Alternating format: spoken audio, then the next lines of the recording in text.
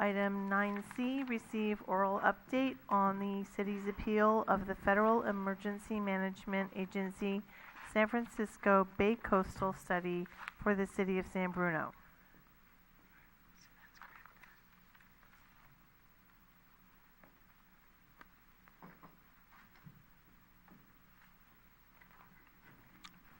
Good evening, Mr. Mayor and members of the City Council. The purpose of tonight's report is to provide a status update to the City Council and the community regarding the FEMA flood maps. So just a little background on this topic first. This FEMA item in front of you tonight has been brought to the City Council several times for a status update and award of consultants' contracts. The very last time we're here to discuss the issue was in December 2016, where staff presented and provided the timeline and status of the various events that took place since we were informed of the flood map changes by FEMA back in November 2014. Staff has been heavily engaged in this entire process for more than 3 years now, trying our best to do what we could for our residents. As you may recall, FEMA's preliminary flood maps showed that majority of the residential properties in the Bel Air neighborhood will be newly mapped into the FEMA updated coastal flood maps. So here's a map of the preliminary maps, and the area inside the red oval will be mapped into the new FEMA maps. So what did the city do? We hired a consultant to help us perform a technical analysis and determine the flooding sources to this area, and also perform detailed hydraulic analysis to compare it to FEMA's results. Our detailed analysis results indicated less flood inundation areas than FEMA's maps. So here's a comparison between ours, which is on the right, and then what FEMA's is shown on the left. The city then submitted an appeal to FEMA to consider our analysis. FEMA denied our appeal, but the city was given another opportunity to present our issue to the scientific review panel, which consists of 5 members from the National Institute of Buildings and Sciences, or NIBS. We recently received a resolution for this issue, which was unfortunately not in the city's favor. So why is this issue so important for the city to continue the engagement with FEMA until the very end? Well, it's important because many of our residents in the Bel Air neighborhood will be financially impacted by being mapped into the new FEMA flood maps, because they'll be required to purchase flood insurance for their properties. We believe that as the city, we should do everything we can for our residents so that they receive full support from our city to see this issue until the end. Unlike other cities in the peninsula, our city, with the City Council support, has gone above and beyond to represent the residents in our community in regards to this FEMA issue. This issue is something that we could have elected to accept, like other agencies in San Mateo County, but we did not. Having to go against or prove to a federal agency such as FEMA that their analysis and methodologies are incorrect is not an easy task. However, we believe that our residents in the Bel Air neighborhood should not be mapped into the new flood maps, because they will never be subjected to coastal flooding at all, as there are existing flood walls around the San Francisco airport and the tide gate structures at the end of the San Bruno Channel that will prevent the water from coming towards our city and reaching the properties. Although those flood walls and tide gate structures exist, FEMA does not take them into account in their model, because FEMA considered them non-accredited structures and removed them in their model. Our city also does not have any coastal properties like Burlingame or San Mateo, and our city is set back far away from the bay. Therefore, we closely coordinated with our consultant to perform detailed model using FEMA's model information, and chose to submit the appeal package to FEMA. Staff coordinated with both Supervisors David Pine's office and Congresswoman Jackie Spear's office as well, and they provided letters of support on behalf of our appeal. Once our appeal was denied, the city continued and submitted the application to FEMA right away, requesting the Scientific Resolution Panel, or SRP, to review our methodology, which is the last step in the appeal process. The SRP consists of independent panels of experts in hydrology and hydraulics to assist in the review of conflicting scientific and technical data and providing the resolution. So once the application was submitted, staff also reviewed the results of the SRP resolutions on the web and noticed that all the results were in favor of FEMA. We knew the cards were stacked against us, but we still decided to pursue the SRP process because we believed our analysis produced more accurate surface flooding areas results than FEMA. FEMA's analysis didn't consider duration of the tide level and simply applied a static base flood elevation. The elevation that FEMA derived in the analysis for San Bruno was 10.4 feet. Therefore, any properties within the 10.4 feet or below is considered to be flooded in FEMA's model. FEMA assumed an infinite amount of water coming in, but nothing is going back out. And our analysis our consultant performed took into account the tidal duration and terrain changes. So on February 8th of this year, FEMA scheduled the city to provide the presentation of our methodology to the SRP panel, which consisted of the 5 members, as I mentioned, from the NIBS. And our city, along with City of San Francisco, which was the only other agency that submitted the appeal and requested SRP, presented our information to both FEMA and NIBS panel members. FEMA also had an opportunity to present their information during the meeting. So on April 30th, both cities received the report of NIBS findings denying the appeal. NIBS panel determined that the appeal did not conclusively support or identify presence of scientific errors in FEMA's preliminary flood hazard study, therefore denying both agencies' appeal. They also stated that the data submitted by the city in the appeal package did not provide more accurate estimates of the flood hazards in the Bay Area neighborhood. So according to NIBS, the remaining options for the city are to accept NIBS findings or result in a legal battle with FEMA. Staff believes that the city has pursued every available options and recommends the City Council not to pursue this issue any further. Staff will begin reaching out to FEMA and request them to be present at a community meeting, which they have been reluctant to do because the flood maps were not finalized. The main conversation will be timeline and procedures to obtain flood insurance. Once the date is determined for the meeting, staff will send notifications to the residents who are affected and request their attendance. Residents who are newly mapped into the flood zone is recommended to purchase flood insurance before the maps become effective so they will save some costs on the flood insurance premiums. As for FEMA's schedule and finalizing the flood maps, FEMA was originally anticipating to issue the letter of final map determination in March of 2017. So with our appeal and SRP process, the finalization of these San Mateo County flood maps have been delayed for more than a year.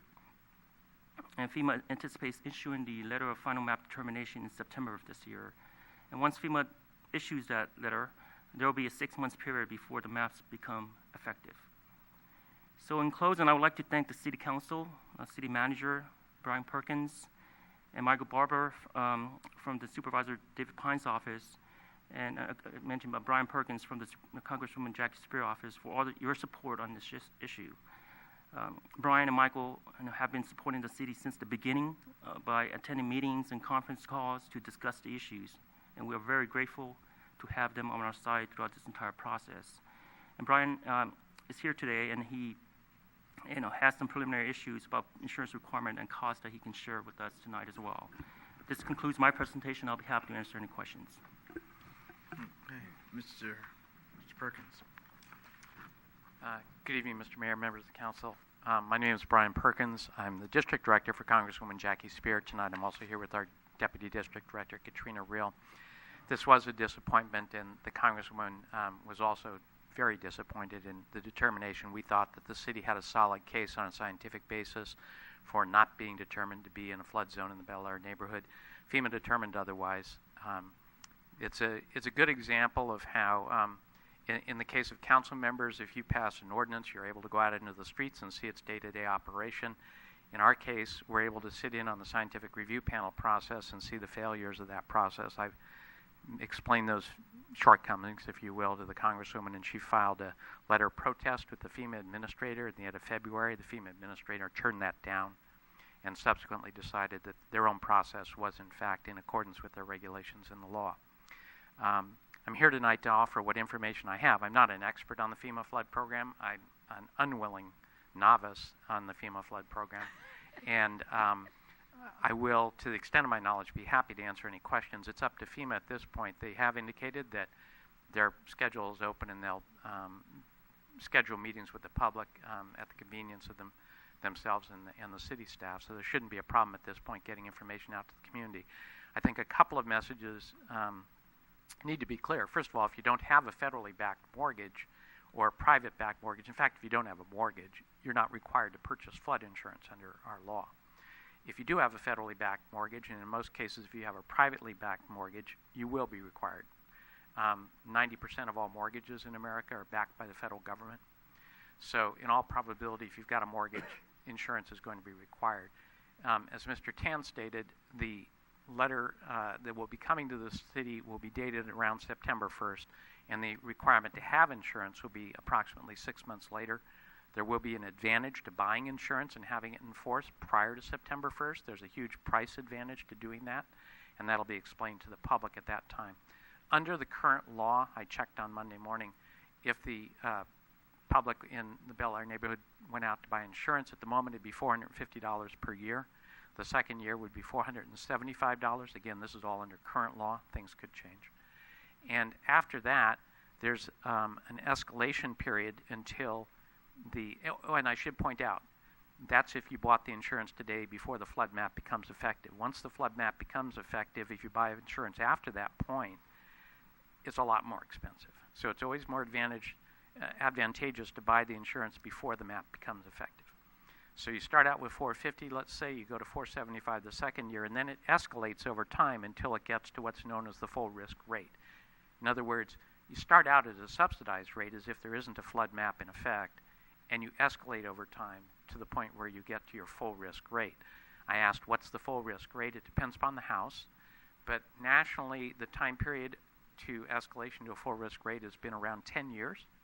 So it'll go up for 10 years until it's at the full risk rate. It'll go up at the rate of, under current law, it would go up at the rate of 15% per year. So it's a substantial increase per year. And it winds up, if you do the math, being in the neighborhood of $1,400, $1,500 after 10 years, and that assumes that that's your full risk rate. Conceivably, you might hit the full risk rate before the 10 year or after the 10 year. It depends upon what your elevation is, basically, relative to the bay. Again, we're sorry that we're in this position. We sought every possible advantage for the residents of San Bruno. Actually, we're about, I think, at least 3 years beyond what would have happened otherwise. So we've managed to use the full capacities of the law for 3 years, and here we are. So happy to answer any questions, and I'd much rather be able to talk to you now about parking permits. We do have a question for you, Brian, but how many homes or residents, Jimmy, just to refresh? It's approximately 500 homes. Okay. I'm sorry, go ahead, Brian. Mr. Please. Mayor, one other thing more. There will be a question asked of you and of everybody else whether or not private insurance is available outside the FEMA program, and that'll be explained to the public.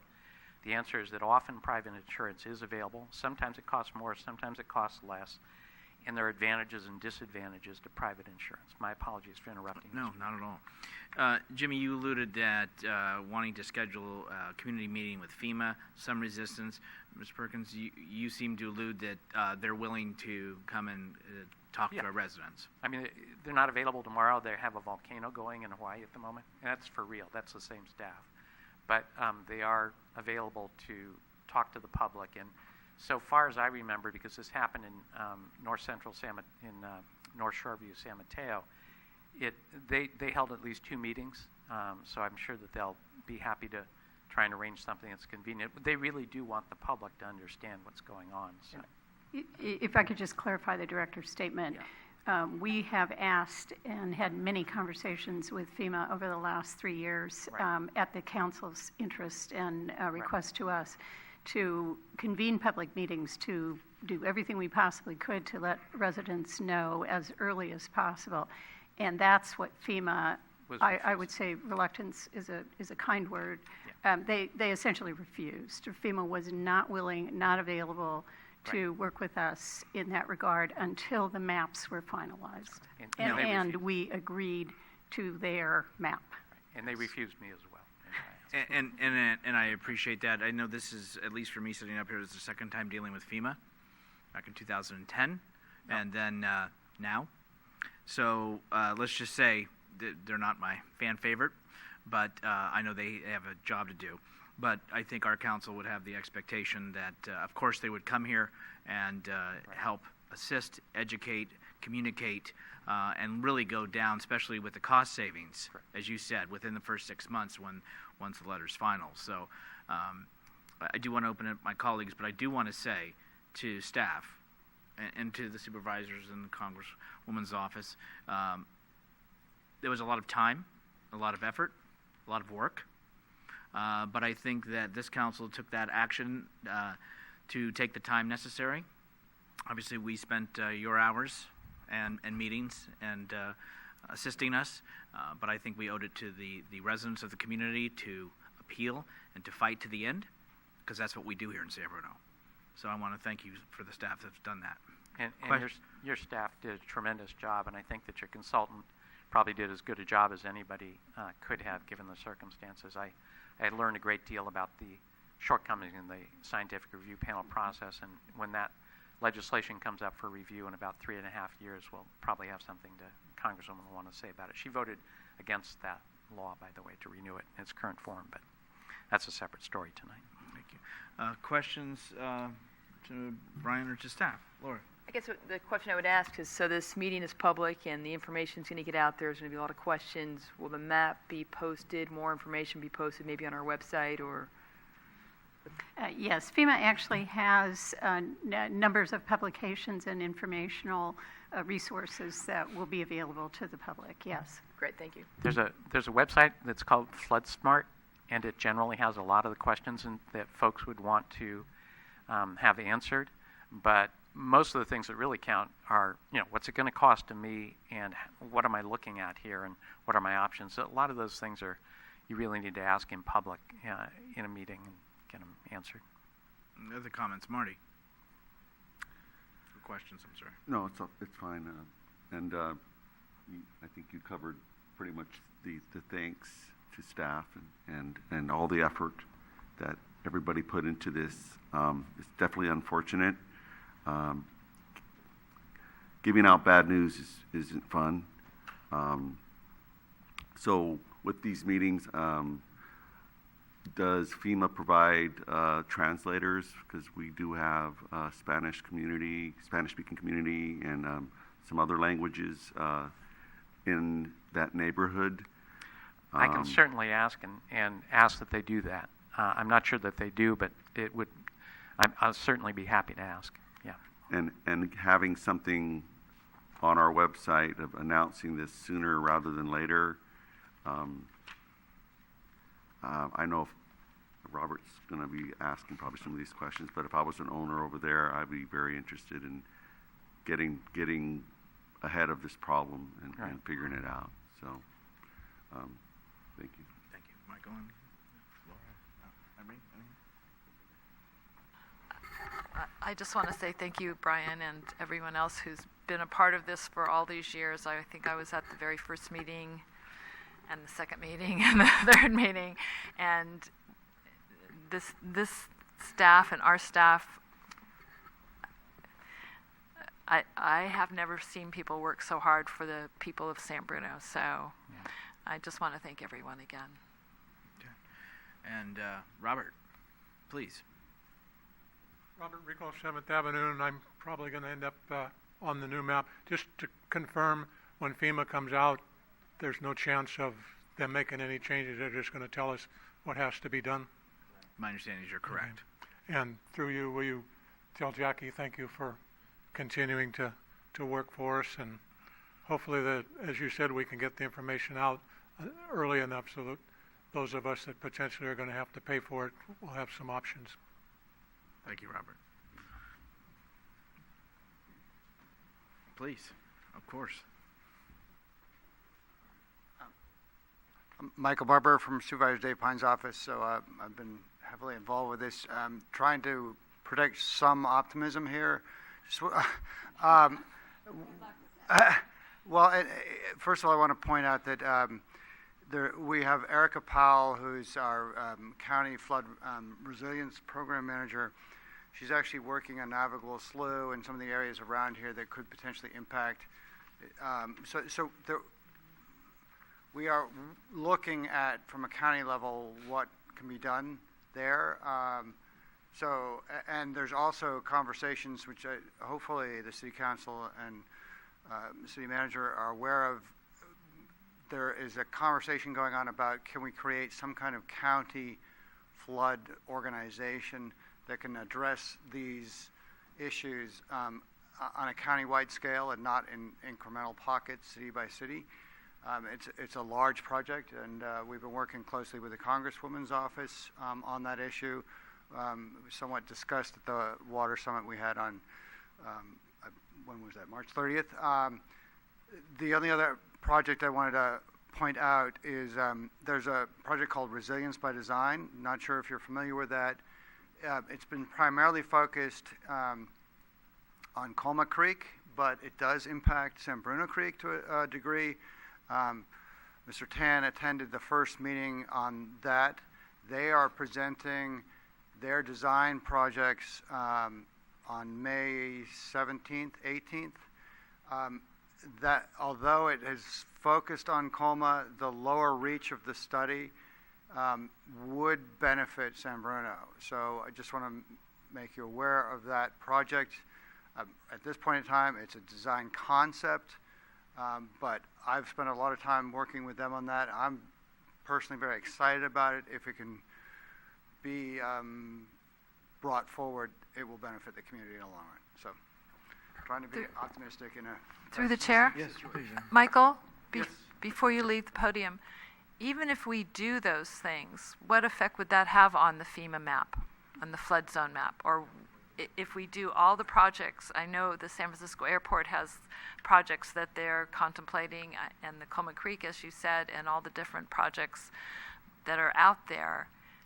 Is there a process that we then go to FEMA and say, okay, we're doing all these things, can you take this off? Yes, though Mr. Perkins is pointing out that there's the fluvial side, which technically was not part of this. So that was where we had one of the yes, battles I remember over that too. Things with FEMA. The idea would be, yes, part of the work that the county folks are working on and the flood district agency, we haven't figured words out for that, but that would potentially address Riverine as well. So yes, the risk here is what's the time frame? But it's, at some point in time, yes, it could impact. We'd have to bring a letter of map revision. We'd have to appeal to FEMA to say, hey, we've done X, Y, and Z. But that would be the objective of any of these projects, is to try to change those maps with FEMA certified work. And may I have one more question? Yeah, please. Has FEMA given us any indication of what could be done from their side? Have they said, well, if you do these things, this will be... I'll let the congressional representative... Well, actually, the Public Works Director is saying no in part because we have a problem here of multiple jurisdictions and multiple water flows. Yes. So I guess in theory, the FEMA could tell you whether or not your proposed solution works. That they would definitely do, but the burden is always on the local jurisdiction to create the solution and then to test it against FEMA's model. So there will always be a solution. Whether it's a cost-effective solution from someone's perspective is another issue, and where you get the money from, of course, is yet a different issue. You can get out of a flood map. I mean, Foster City at the moment, in the June election, will decide whether or not it wants to pass a bond measure in order to keep itself out of the flood zone. And if it passes that, then the project will go forward, and quite likely, and we know their project would be certified, they would be out of the flood zone. So it does happen. It has happened in the past. It happened in the Shoreview neighborhood of San Mateo, and it's going to be happening in the next couple of years within the North Shoreview area of City of San Mateo.